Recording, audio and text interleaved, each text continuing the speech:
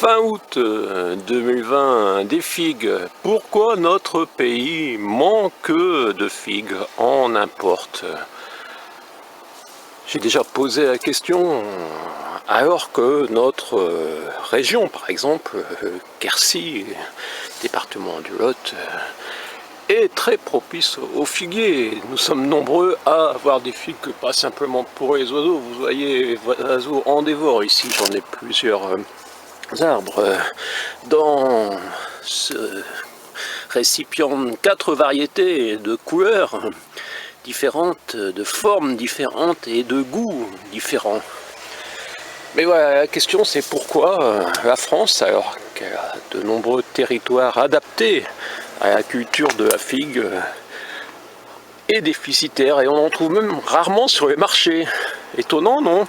Fin août, voilà, ça devrait être le fruit par excellence sur les marchés. Souvent, c'est la dernière semaine, cette année vers le 15.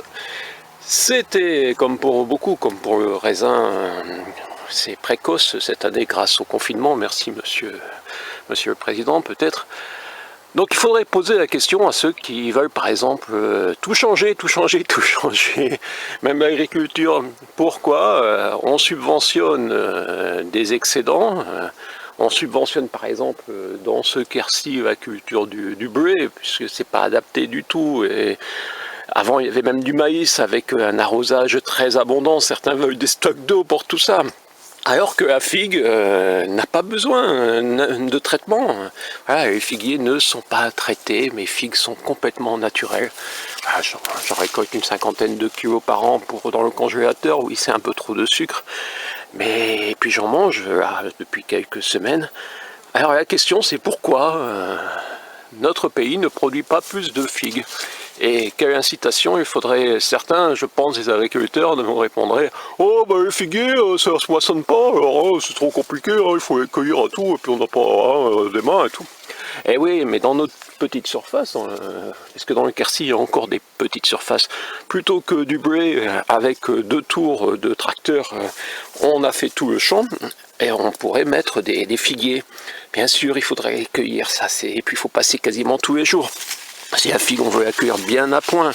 Après, on me dira qu'on peut les cueillir comme celle-ci, pas tout à fait mûres, dans la possibilité de les faire cuire. Oui, je fais cuire, je cuisine. Ça remplace le beurre, par exemple, la figue. Déjà, Sénèque, il y a 2000 ans, mangeait beaucoup de figues. Il préférait manger des figues que les repas envoyés par Néron, mais c'est vrai qu'ils étaient empoisonnés, les repas de Néron. Donc la figue, il se nourrissait de figues à une période, et ne pas confondre, l'escargot n'est pas une figue.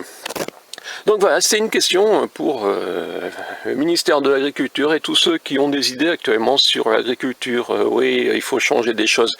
Il faudrait d'abord cultiver les choses, les arbres, les fruitiers, dont les consommateurs ont envie. Voilà, je suis sûr que si vous aviez des figues, et vous aussi, chez vous, si vous avez un petit peu de place, vous plantez un figuier. Non, ce serait bien. Ici, mon cul en Quercy blanc, où nous sommes nombreux à avoir des figuiers, on n'est peut-être pas comptabilisé dans le tonnage de production nationale. Moi, je suis à 50 kg, monsieur le Président. Les courgettes, surtout quand elles sont de collection ancienne, issues de l'agriculture biologique, quand vous en avez acheté un sachet cher, il vaut mieux les laisser assez longtemps dans le jardin pour qu'elles aient quelques graines, car naturellement, belle de Boskop, une pomme, j'ai mangé ma première belle.